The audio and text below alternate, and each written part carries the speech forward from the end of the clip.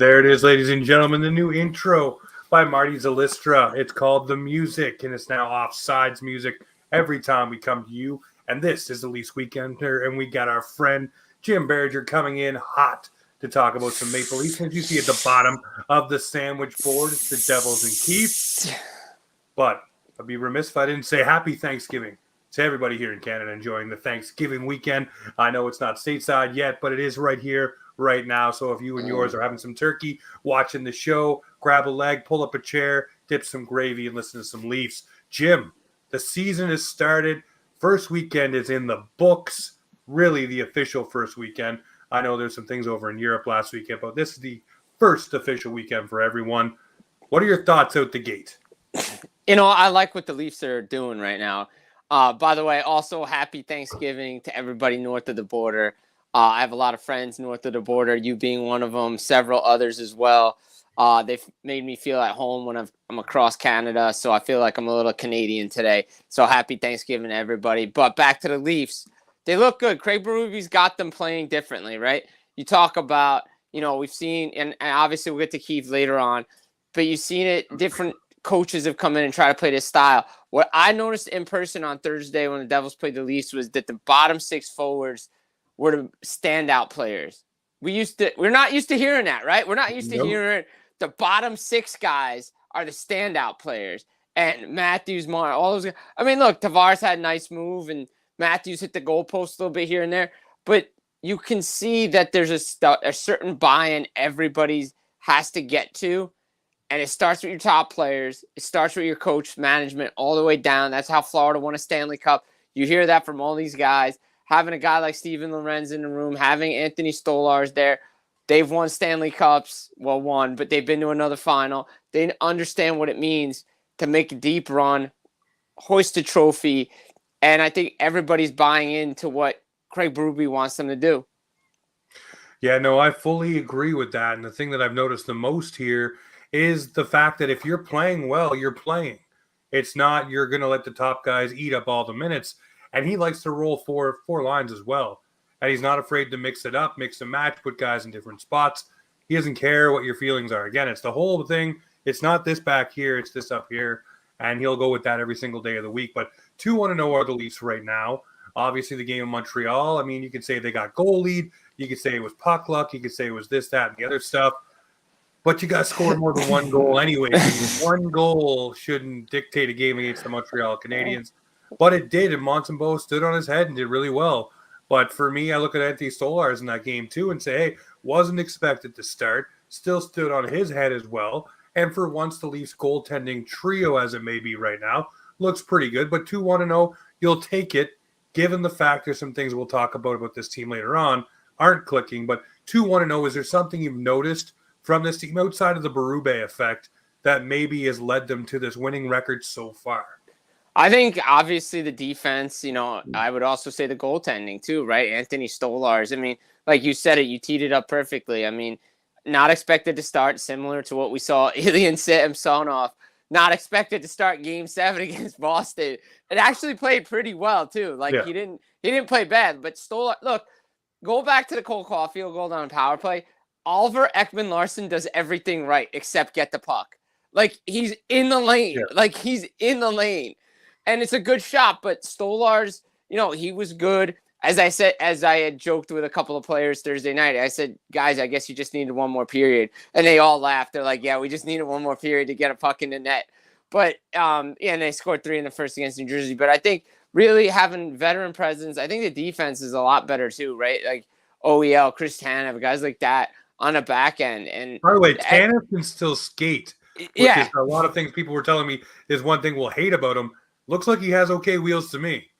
I think the system also helps him too. I think they're not just relying on him because you have OEL there, Morgan Reilly. You have a lot of guys now that can skate, that can move the puck, get out of bad situations.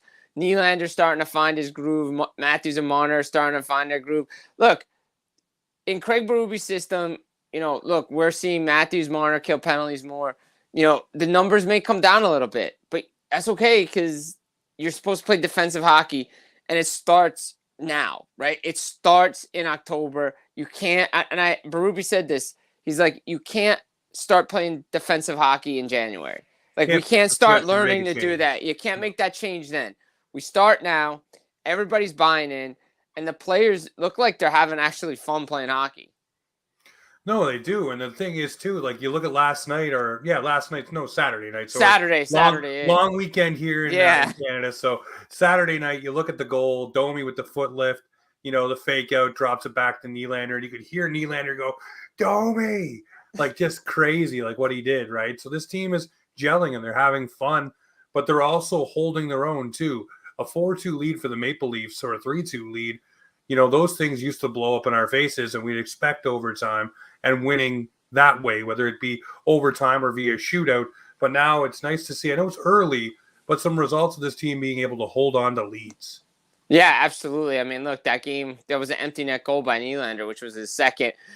He was taking it all the way, folks. Like, he probably could have passed it off as a certain, we could say it on this program. Don Cherry would say, pass it off, pass the buck off to a guy that looking for the empty net. But Nylander was taking that all the way. No hesitation there. But they played strong defense, good structure. I thought the penalty kill was strong against Pittsburgh. They had some looks. Again, Stolars was there. And then you go to the, and then Hildeby, I mean, in New Jersey, I mean, if it's not for Hildeby on a penalty kill, I was talking to a bunch of people after the game and even today, if it wasn't for Dennis Hildeby on a PK, when the Devils scored those 2 late period goals in period 1 and 2, and the Devils had power plays and they converted, it's a different game. No, it's a completely different game, and he really was dialed in too. It's the Hildebeest for a reason, getting his first NHL start, his first NHL win, but he looked calm, cool, poised, ready for the net. It wasn't like he was out of place or shell-shocked by anything. Nope. And it's this thing now with the Leafs. I mean, even still down in the Marlies, Archer, the King Archer, they're calling him, got a victory this weekend. Akiyamov picked up a victory for the Marlies and looks sound, and then his agent, Dan Milstein, already putting out tweets saying future starter for the Leafs. So it looks like the Leafs have some guys in their system. Potster. Hey, listen here, man. We'll talk about him in a couple minutes, but Woll and the other goalies, but we'll get there. But right now, it looks like Hildebeest is good. He looks like he, knows what he's doing in the NHL, can handle NHL shots, and that was their worry last year with Keefe. He didn't want him to get shell-shocked by NHL rubber. But when do you get shell-shocked by NHL rubber? It's when you start a game. Yeah. When you play in the NHL, which is your dream and your goal. So you either go in and do well, or you flounder and you're Jonas Gustafsson part 2. I mean, look, he didn't have a problem throwing Joseph Woll to the Wolves in his first season, like when he got called up. So I didn't understand why he was afraid to do it with Dennis Hildeby, because they had brought him up on a back-to-back and didn't play him. And I think they should have. And I liked what I saw from Dennis Hildeby. I'm not going to lie. And as we get to in a little bit, I mean, Toronto has some decisions to make. And if I'm a player, like, look, you never lose your starting job because of injury, but sometimes you do because of good play. That's it. Joe Woll can attest to that. That's what happened with his opportunity as well. Exactly. So we'll see what happens there. But one thing I want to talk about, I read a great tweet by the great Joe Bowen today, talking about if he ever won the Powerball lottery, what he would do for the good seats in Toronto is put basically an ejector button. If you don't get up 5 seconds after a goal, you're getting shot out of the arena. And it's because it's so quiet there. This should be one of the marquee loud arenas with all of the fans that there are. We see them pack the streets during the playoffs. We see the watch parties. We see all this stuff. But when it comes to actually in the rink, it's usually only the upper bowls that get really loud, but down below, you can hear a pin drop. I'm wondering for you, you've been there. What's to you? Is it that quiet in person, or is it just a television thing that we all see? Oh, it's not just a television thing. Trust me. It is not a television thing. That place is a morgue, and it is quiet. It is silent. Outside of the upper bowl, and I've been to a couple games up in the upper bowl, and if you go there, sit upstairs because the fans are great. Very knowledgeable. The game against, I believe I saw Vancouver there last year on a Saturday night. Everybody got going on a Saturday night because Giordano had that fight. Like, even the guys in the lower bowl were getting going because he had a fight. But, the Detroit game was The Calgary game was okay. They still won. They got loud because of goals, but it's pretty quiet. Like, you got to do something there. I mean, it's a marquee venue, right? The Bell Center's louder, right? That's why everybody's like, oh, I want to go to Bell Center, experience it, because The fans are great. You want to have the fans. MSG's loud. But again, it's too much. Like I always say, what made the old venues great was their acoustics and how they were built. Now the buildings now are too cookie cutter. They're too the same. So the acoustics aren't like traveling. That's why I like one of my favorite venues is the Shark Tank. It's so loud because the roof is so low. The acoustics are perfect. But yeah, I would change some things up there. I mean, you got to get loud, especially with this team, the way they're playing. I mean, if they're playing like this and you're going to the playoffs, you want that building to be electric. You want an away team coming in there and be like, if we're in a tight game, the crowd could change this thing because the team's playing so good. So what's changed? I mean, the early 2000s, I mean, I was a fan of those playoff runs, and that shows my age a little bit. But I liked the atmosphere then. It was loud, it was rocking, it was raucous, but now it's not. It's quiet there. Those seats are filled up by suits, they call them. But, I mean, what's the difference here? Why then was it loud? Is it not a popular thing to do when you're in a suit to cheer? Or maybe you should reserve those seats in the playoffs for people that want to come to these games and be loud and – I don't know, don't discount the ticket, but Jesus, make it so a real fan sitting in there. I mean, look, I think it's the suits, it's money. I think, like, if you have the most money, you get to pay for those seats.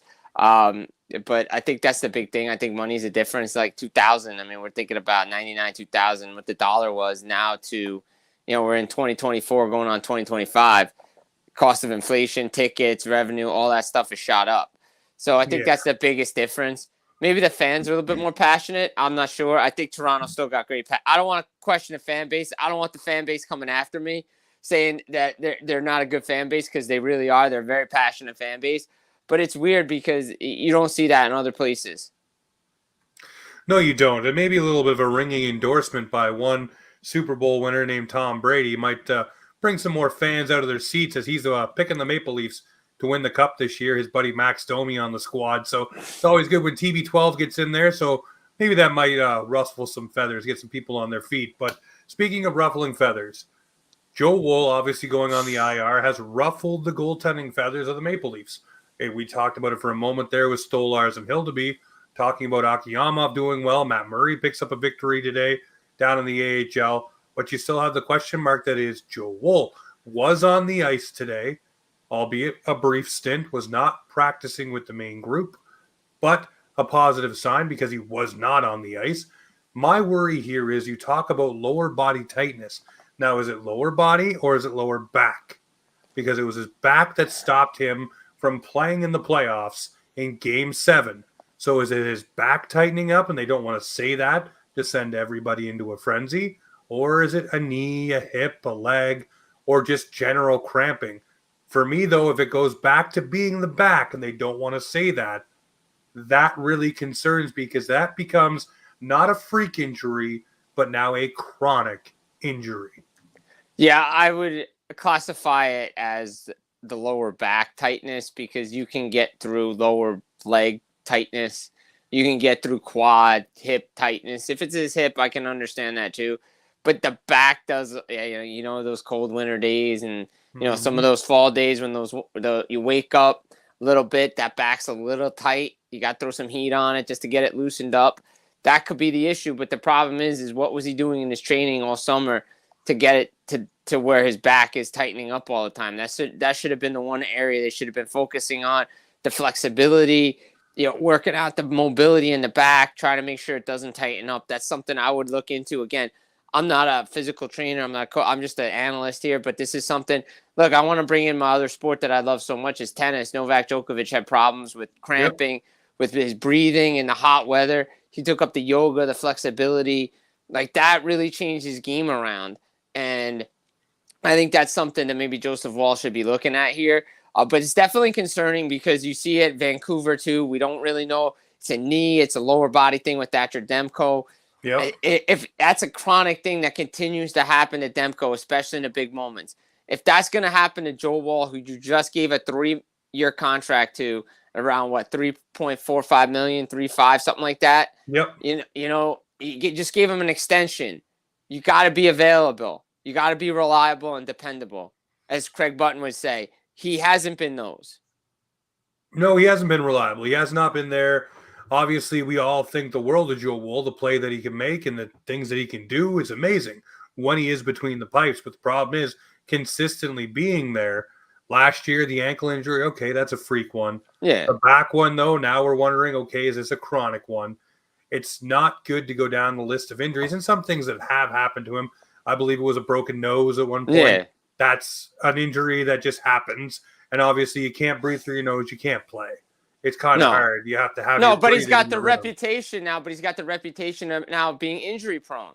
Yeah, everything happens to him, and it's whether it's severe or minor, these things are adding up. But for once, it's not panic mode here in Leafs Nation. Stolarz was brought in as an insurance package, and now we've got to see the beast. He looks pretty good as well. So it's almost like now you could say, hey, take your time, Woll, get 100%. Go do some yoga, some hot goat yoga, whatever you need to do to make yourself feel great. It doesn't matter what version of it is. Nope. Get it in you, get it done, get flexible. We got the crease right now. We got two guys that are very capable of doing this. Go and get healthy. We'll see you when you get back. That's basically the approach they have to take. Yeah, and obviously get him on the ice, get him some shots, get him some work, get him something because he's going to have to be able to, like, he can't just throw him in as a cold goaltender either into a game. He's going to have to maybe see a conditioning stint somewhere, get a couple of games in. This isn't baseball. We can do simulated games. I mean, maybe they can now. But who knows with the technology. Yeah, but still, he needs to get a game or two in. He hasn't really seen preseason action. I mean, look, Swayman came back, and, we're finally seeing what the Jeremy Swayman is after that first game where it was a little bit of a rough outing for him. He's kind of back to, even though they lost today, he still was really good and in form against a team that's kind of flipped the script on him. But you have to get your goalies some work, especially coming off an injury. No, definitely. I think they will. They'll probably put him down in the Marlies to give him a couple of games to get him back up to speed. But again, then you're taking starts away from Akiyamov or taking starts away from Murray, who also was battling his way back from the hip surgeries to try to put himself back on track. So it's hard right now because there doesn't seem like a lot of places to play. If you're a goaltender in the Maple Leaf system, one of those guys is going to have to go down to the ECHL, in my opinion.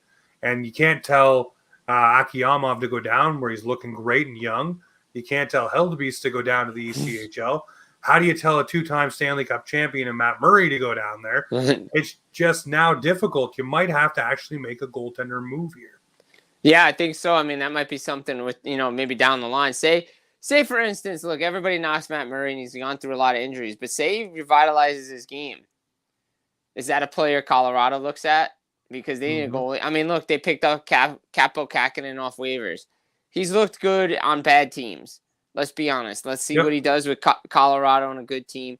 I want to see what he looks there. If he's not the answer, say, Matt Murray's looking good. Is that a tradable asset now? You can get off your books, and it goes to Colorado. Obviously, right now, the cap hit isn't as terrible because he's down in the Marlies. But say you can move... Yeah, it's only an $875 deal, though. That's what it is now. Exactly. But say you can move that $875,000 off. Right? You could bring it to Colorado. You got space now to do something else too. So that's a player I would be looking at, see if he can get his career going again. Cause maybe that's something that Colorado could be looking at, or another team that needs a goaltender, cause we all know goaltenders at the deadline, hot commodity. They're a hot commodity, especially backup style goaltenders, which Matt Murray would fit the bill for right now. Obviously would not be your 1A starter material, but it could be a guy if he rebounds his career. So we'll keep an eye on that. Another player I'm keeping an eye on here, he got the C put on his chest. He's hit probably, 15 posts already in 3 games. He's just an inch off for all of them, but it's Austin Matthews. I want to know what you've seen out of his play so far. For me, this guy looks like he's built to be the captain of the Maple Leafs. He's ready to rock and roll. Like I said, if just even 4 of those posts go the other way, you're looking at a guy who's leading the Maple Leafs in scoring, but he's getting his chances. It just hasn't fallen for him. But, I mean, I want to know, when you get on a schneid like Matthews is, it's 3 games without a goal so far this season, and now you're the captain, does those things start to snowball a little bit, or is this guy going to be potting goals in no time? I think this guy will be potting goals in no time. I think because it's the fishbowl that is Toronto. Everybody wants to scrutinize and criticize and say, hey, Matthews isn't playing well, where's the goal production, all this stuff. If he wasn't getting the chances and getting the looks that he was getting, I'd be more concerned. I would be really more concerned. Yep. He's getting great looks. He's got 15 posts. I mean, like this guy's shooting the puck. He's getting his looks. The timing's there. He's gone through cold streaks before. I know he's never opened the season on a cold streak, but he's gone through his streaks before, and we've seen it, and he's always bounced back out of it. Yeah, he's wearing the C now. He's got a little bit more responsibility. You expect it with the new contract to be potting goals as well. But I think everybody's also adjusting to Craig Berube's system, where they fit in, how their offensive production is going to be. Austin Matthews is going to be fine. Oh, yeah. And when I say 15 posts, it may be a little bit of an exaggeration. Yeah. He's definitely rang a bunch of posts.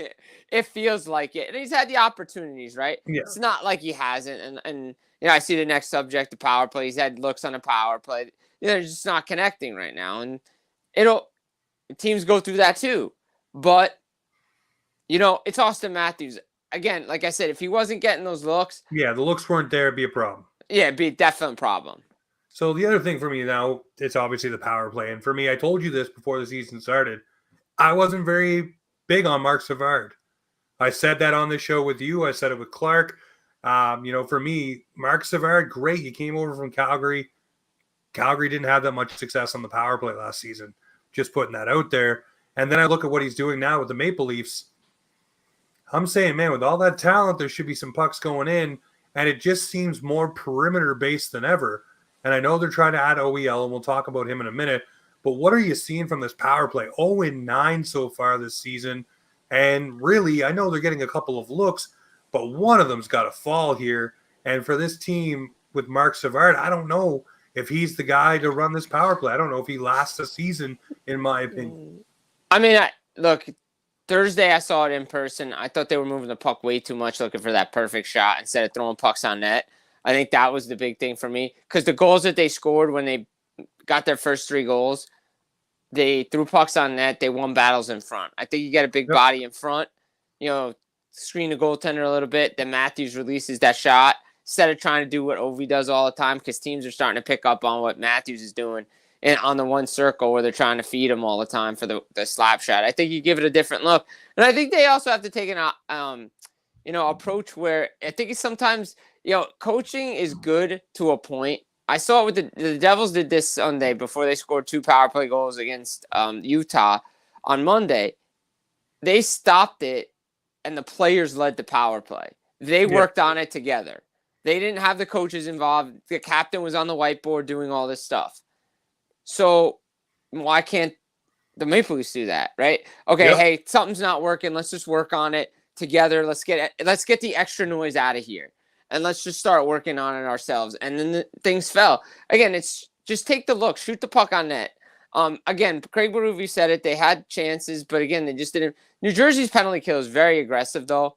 And they threw off the Maple Leaf timing a little bit. And give credit to, Markstrom in net. He was able to make up the big saves as well. And the Devils were able to get the kills. But also, they're not drawing a lot either, right? Their play isn't – it's not a lot. In 3 games, they've only had 9 power plays. Last year, I felt like they had more at this time.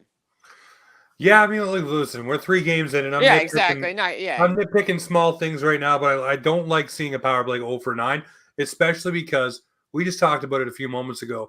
You do this for a dress rehearsal for the playoffs, and I know we're 3 games in, but if you're learning your new system to play better defensive hockey, your power play better be a bread and butter machine, especially when it comes playoff time, and be able to at least get you 1, maybe 2 goals a game. Right now, we're 0-9. I'm looking at them saying, hey, we're going to put OEL in Reilly's spot. OEL is a shoot-first mentality. Matthew Nyes is taking over for John Tavares while he's out sick or injured or whatever it is. It's an illness. It is. Yeah, he's sick. So you have OEL and then Matthew Nyes added to the first unit.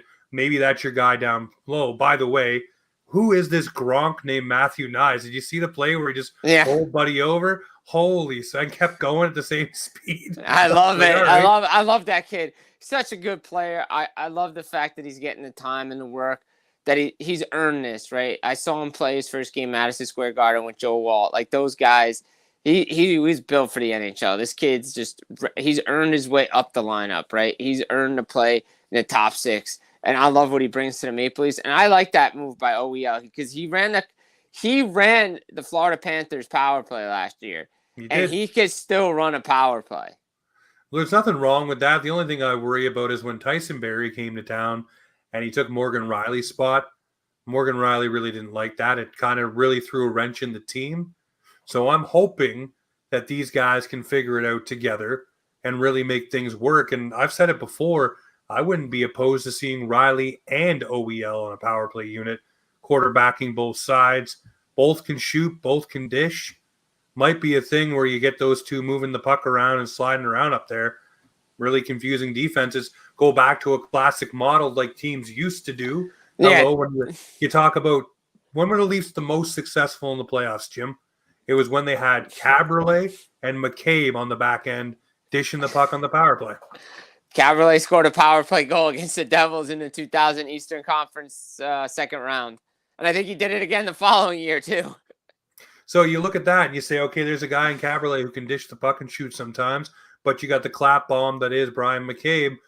Well, you got Reilly who can dish the puck and shoot sometimes, and you got OEL who's not opposed to clap bombing. So then you have what? Marner, Matthews, Nyes, Marner, Matthew, Nylander. You put whatever trio you want up front. I think you can start making some noise and doing something different. Oh, 100%. I totally agree with you on that. I like that. Like, I really figure if you go left, right shot defenseman at top on your power play instead of going with 4 forwards and say somebody's trying to beat you, maybe you don't give up as many shorthanded goals with this power kill that we're seeing because now you have 2 defensemen back there knowing how to play defense. I mean, I know forwards know how to play D, but they don't know how to be positionally when they're skating back. And that's when the players take advantage of them. So if you get OEL there with Reilly, I think that's a great combination. It could be a look, man, and maybe if it comes true, we can put the old picture of me being the coach up of the Maple Leafs, and we'll have some fun with that. I love it. I love it. I love that idea. Twitter airwaves. But hey, I got to ask you a question here right now. Obviously, we're talking about a bunch of different players from Stolars to Nyes. Who's your standout so far for the Maple Leafs? That's really jumped off the page. I'm going to say a guy here. He didn't get in the first game, but I got Bobby McMahon. Comes in, scores a goal, does what needs to be done, plays a quiet, sound game, but I like his game. I like Bobby McMahon, and in practice now, he's up on the second line. Yeah, Bobby McMahon has really impressed me. I was really surprised he was scratched the first game, but then he comes in next game, scores a goal. Another guy for me, and it's weird to say, and I tagged you on this when I was at the game. Max Pacioretty looks really good for the Toronto Maple Leafs. He looks rejuvenated. He really does. He looks, playing Canadian market, looks healthy, physical, net front presence, still can shoot, greasy goal he scored, playing with Lorenz, McMahon. Like, that line was very, very dominant. Like I said off the top, the bottom 6 were very, very noticeable for Toronto. Like, if I'm correct, when Tavares comes back, it may be JT, Patches, and Robertson together. I mean, that would be a hell of a line to put together. I mean, they played really well together. And I like what Pacioretty's brought to this team. And that's a guy for me that stood out. Another guy for me, I know I've already picked one, but I'll say I like the game of Steven Lorenz. Oh, great. Yeah, that's a great pick. Simple game, but he's physical. He's a little bulldozer, but he'll dig out the puck. He'll throw a hit. He'll score a goal for you. But also, he's just in the mix with a lot of things, but he does a lot of things right, which is the Leafs needing those things. And I can really see him being a key cog to this team, a guy you would go look for at the deadline, and he's already here. Yeah, I like Steven Lorenz. Like I said before, I thought he made a great impact. That line made a great impact Thursday night, and they continue to do that. I'm going to throw one more out there. I mean, it's easy to throw a guy who just signed a new extension, but I like what Max Domi's been doing, really standing out. Love Brady's boy. Yeah. Also, shout out to his dad, Ty Domi. Saw him at Fanatics in New York. Saw him actually at the Leaf game in New Jersey as well. He was able to give me some nice information, and he said that he'd hope the Toronto Maple Leafs win a Stanley Cup because his kid's playing there. But Max, look, we know what Max has brought to the game. He's changed his game a little bit, the style, how he plays since he's been drafted, but he fits perfectly with this Toronto team. He does, and like I said, the energy is infectious. When he scored assisted on that goal, you could hear Nylander on the broadcast, so ecstatic, just with the sauciness of what Max did. So, yeah, he's bringing the energy here to the Maple Leafs. All right, well, we're going to bring a bit of a negative energy tone to this one, my friend. Liljegren. This player is going to draw in, looks like on Wednesday night against the LA Kings, I think this is a showcase for a trade, in my honest opinion. I do think he's played his way out of Toronto. He did not have a strong camp. It seems like him getting his extension at $3 million per year maybe just had him thinking, hey, I'm a regular and this is my spot now. I don't have to battle anymore. And really, when you have a new coach, you got to dress to impress. And he did not do that in the preseason. He did not do that through camp. Berube, to his credit, did say the player is working hard in practice. He's putting in the time, putting in the effort. He's really upping his game in practice, which is why he may play against the LA Kings. But for me, I've already said it multiple times, I do think the writing's on the wall. It's a $3 million price tag. This player probably will be packaged or sent out to bring in someone else to this Maple Leafs roster. Am I wrong? You're not wrong. There's a lot of chatter about Timothy Liljegren. And it went back to the draft, and still over the summer. I think a lot of people were surprised that he signed an extension. I know he's only RFA, but I think a lot of people expected a trade over the summer, but they just couldn't work something out. So he gets the extension, right? Same with Robertson, right? He gets the extension. And you say to yourself, okay, so what's Liljegren done? Well, going back to when they made the trade for Gustafsson, I never liked the fact that they moved out Rasmus Sandin. I thought he was a perfect fit for the Toronto Maple Leafs, and look what he's doing down in Washington. But again, cap casualty. And I think that's what Timothy Liljegren's going to be here. I think he's going to be a cap casualty. And look, his play is, he looks good at times, but he doesn't look great at times. And I think the injury last year really set him back a little bit, right? And so I think maybe a change of scenery is going to help this player because there's not room for him right now in this defense. And I think the defense is rolling right now. You always want to have extra guys that could come in and out. But they have those. But they have them, right, and if you can get somebody cheaper, you'll do it, right? You'll do it. And I think he won't make the season with Toronto Maple Leafs. It's just, I don't know if it's a matter of if. I think it's just a matter of when he gets traded and, what team he goes to. Yeah, it'd be interesting to see what happens there. I do think Liljegren is on his way to town. I think the Leafs will bring in a cheaper option, but you do have cheaper options already in-house. You have the Connor Timmins. You have the Philip Myers. You have the Keefe Halmies, the Topi Numalas. Yep. All these players are available for the Maple Leafs. Marshall Rafai did clear waivers, so another player who can come up and play for the Leafs as well. So there are extra bodies that they can use at their disposal. Obviously, having an NHL-ready guy like Timothy Liljegren's nothing to snub your nose at, but you can get $3 million in cap space, you take it too. Yeah, especially when a guy like Connor Timmins kind of outplays you in the preseason. I think the writing's on the wall there. And like you said off the top, right? New coach, new system, nothing's given. Everything's got to be earned. Outside of Marner's, Matthews, Nylander, Reilly, and the guys that they brought in like OEL and Tanev, nothing was given to any of these guys with the new coach coming in. Even Bobby McMahon had to re-earn his playing time from last year. Yep. Right? And now we see him on a second line. So I think guys got to come in with the right mindset. Liljegren probably should have come in with a better mindset. So I think he's going to be on his way out of town. We'll see where he goes. I wouldn't be surprised if they try to look out west. Teams always need defense. San Jose, Anaheim. Yep. Maybe Edmonton.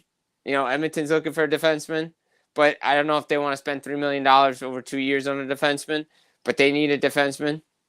A nice young defenseman. I say Chicago, I say Anaheim, I say San Jose. Those are my three spots where I think he might land, and you might get something back for him. All right, let's have the fun part here.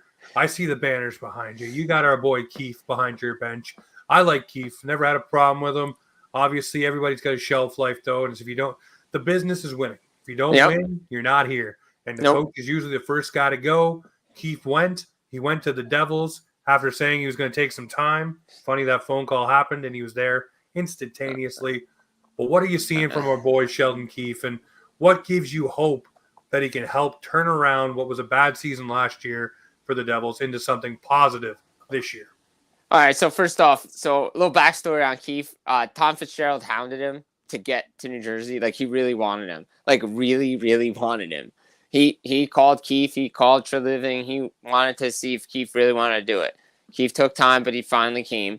And he's like, yeah, this team is really good. Now, I have it also on good authority that he also told Tom Fischel to go get him a number one goaltender.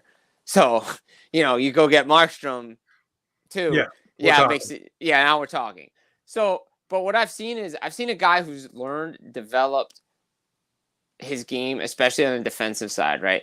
The Devils brought in a lot of guys, and Bet Pesci and Luke Hughes aren't even in the lineup yet. And you've seen what Jameis Casey's doing without the puck. Brendan Dillon, Dougie Hamilton, they brought him back, right? This team gave up 20 shots to Utah. If you're going to give up 20 shots a night, Jake Allen gets a shutout. You're only giving up like 5-6 shots a period. Mm-hmm. You're winning hockey games. You're winning a lot of hockey games.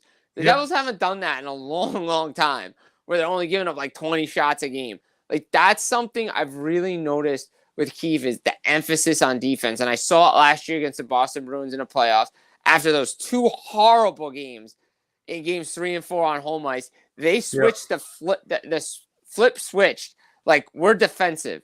And he's brought that to the Devils, and I'm seeing it more where I'm really, really seeing it. I know Nico Hischier was always a great two-way center, right? Yep. Selke, yeah. His game has even gone up. But I'm seeing with Jack Hughes now away from the puck, defensively responsible, reminding what he did with Austin Matthews and Mitch Marner. The goals may not be there. The points are coming. But his play off the puck, his little defensive, where he needs to be, like, everybody's buying into it, and it's really good to see. No, I like it. I like what Keefe did for the Maple Leafs, obviously, defensively. But it's good to see, and I think you're going to see him get his dues as well. He's already, I think, was one of the pre-leaders for the Jack Adams Award. Yeah. And that wasn't happening in Toronto, no matter how much he won with his team. That wasn't happening just because of the market that is the Toronto Maple Leafs. No one's giving him that award. But now he's already getting a little recognition on that side of things. I'd like to see that. He wasn't a bad coach. It's just a win-based business. And if you don't win in the playoffs, where it's the big-time pressure, they're going to move on from you, and that's what happened, unfortunately. But I'm thinking here in New Jersey, with Markstrom in the net, with the young players you guys have, with the players behind those young players that can play solid defense as well, I think this team has a chance not only to have a good regular season, but a decent playoff run. And wouldn't be some magic if the Leafs and the Devils somehow make it to the Eastern Conference Final and battle each other out to see who goes on to the cup. It's called the Keefe Bowl. You can call it whatever you want, but it would be some stuff written in the stars. But just remember, TB12 told you the Leafs are winning the cup this year. That's it. Yeah, well, TB12, I guess, didn't see the Leafs record against the Devils in the playoffs then. Hey, everything is built to be flipped. I know. But all kidding aside, like, I do agree with you. I think the Devils, the expectations are high. You have to get there first. They're off to a good start, obviously. By the way, trivia question, who's the first team that Utah lost to in NHL? New Jersey Devils. It happened on Monday. I was there, saw it, witnessed it, saw some history. But all kidding aside, all trivia aside, the Devils are built to go far. Realistically, as I said on Saturday, on SiriusXM NHL Network Radio, conference final, I think is, really good. 2 rounds, I think they should get to the second round. You get a little past that, okay? You can get a little greedy. You're going to want it more, right? If you get to a conference final, you're like, I want to get one more victory. Then I'm in a cup final. But realistically, I think New Jersey understands what they have to do night in and night out. It's not going to be, no nights off, right? They're going to be relentless. The forecheck, I've seen the forecheck that I saw when he was with Toronto in New Jersey. They're on the puck. They're on players. Like, the power play, they fixed a couple of things. They've adjusted. And then one thing I like about Sheldon Keefe, and he may not get the credit he deserves with this, is if when he does make subtle moves and makes moves in the lineup, they pay off. Yep. And it's just a subtle thing, maybe one thing, and everything flows perfectly. Like, he moved Paul Cotter up from the 4th line to the 3rd line, and like everything's been working. So he was criticized a lot in Toronto for not doing that.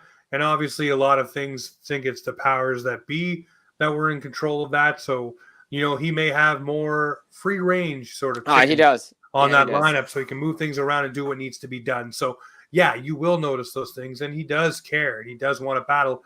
And you also have the Sheldon Keefe playoff streak in your hands. So he hasn't missed the playoffs since being a head coach. So hopefully that befalls on the Devils and they keep going.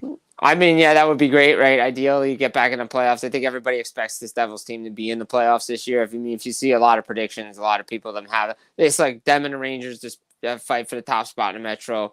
1, 2, no, what the order is, it doesn't matter what it is. But those are the two top teams in the Metro, and then we go from there. But I think the New Jersey Devils are a playoff team this year. There's no excuse for them not to be.